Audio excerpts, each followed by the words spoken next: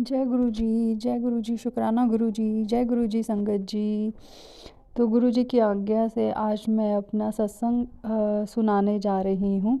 ये सत्संग जो है उस टाइम का है जब गुरु जी ने पहली बार मुझे डुगरी मंदिर बुलाया था अपने।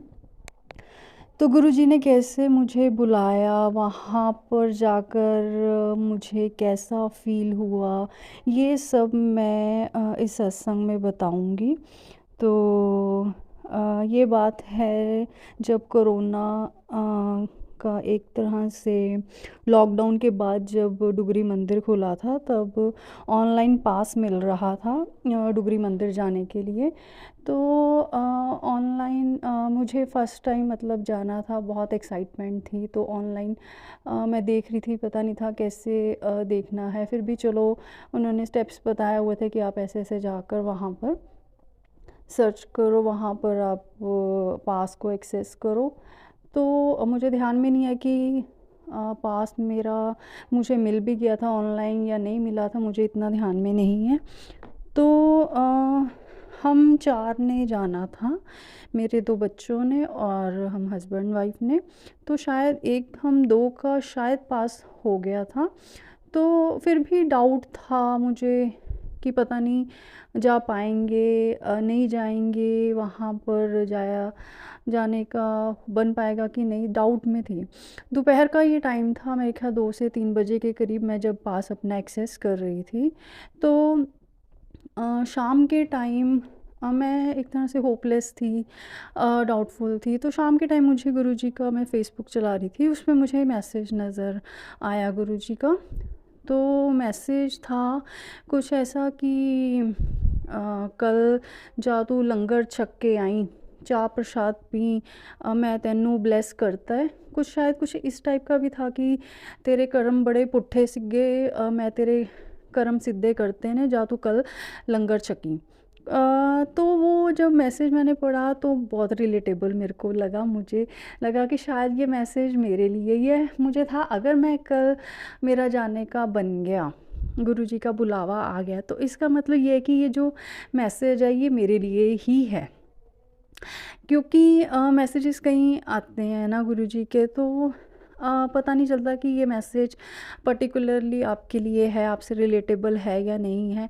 तो मुझे ये था कि अगर मैं कल जाऊंगी तो श्योरिटी है कि ये जो मैसेज है गुरुजी ने मेरे को ही दिया है।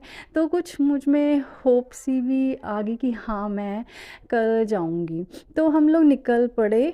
हम लोग मेरे ख्याल 2 बजे के करीब निकले थे, हाँ 3 बजे वहाँ पर पहुँचे थे। तो उधर से मेरे पेरेंट्स वो भी वहीं पर ही पहुँचे थे। डायरेक्ट हम लोग मतलब वहाँ पर अपने अपने घरों से चले और वहाँ पर हम वहाँ पर जाकर मिले। तो जब हम अंदर एंटर हुए, मतलब वो जब मैं जा रही थी, क्योंकि मेरे को एग्जैक्ट रास्ता पता नहीं था, गूगल मैप पे हमने रास्ता डाला हुआ था डुगरी मंदिर का, मलेरकोटले का। जब वहाँ पर हम लोग गुरुजी के मंदिर में एंटर हो रहे थे तो वो काफ़ी देख के बहुत अच्छा लग रहा था। संगत जी कितने खड़े हुए हैं, सब कैसे डायरेक्शंस दे रहे हैं, कैसे वेलकम कर रहे हैं, मतलब बहुत अच्छा लग रहा था। ऐसे लग रहा था जैसे मतलब मैं अपने पेरेंट्स के ही घर पर जा रही हूँ। और मेरे पेरेंट्स भी उस टाइम मेरे साथ में थे वहाँ पर, जब मैं वहाँ पहुँची तो मिले थे। तो बहुत अच्छी सी फीलिंग थी वहाँ पहुँच कर, क्योंकि फ़र्स्ट टाइम वहाँ पर मैं गई थी। तो अच्छा, तो वहाँ पर हम लोग जा रहे थे गुरुजी के मंदिर की तरफ। वहाँ पर गुरुजी के ऊपर दर्शन किए। दर्शन करके जब हम लोग नीचे उतर रहे थे, तो नीचे उतरते ही राइट साइड पे एक रूम सा पड़ता है। तो मैं और मेरे ब्रदर की वाइफ, हम दोनों थे उस टाइम। वो मेरे आगे थी, मैं उसके पीछे थी। तो वो जब हम लोग उस रूम के बाहर पहुँचे तो वो रूम का डोर सा जैसे ओपन हो गया। मेरे ब्रदर की वाइफ फटाफट अंदर गई और उसने मेरे को भी कहा दीदी आ जाओ जल्दी से अंदर। हम दोनों अंदर हो गए। तो मैंने पीछे मुड़कर देखा, वो डोर साथ के साथ बंद हो गया। तो मैंने उसको बोला, मैं इनका बाकी लोग कहती आ जाओ दीदी आ जाओ फटाफट, यहाँ पर आओ बैठें।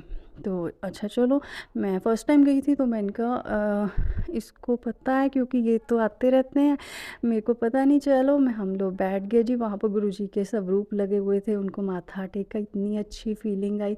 शब्द चल रहे थे वहाँ अंदर। हम बैठ गए जी, बैठे। अच्छा, जब ऊपर गुरुजी के दर्शन किए, गुरुजी को निहार रही थी मैं।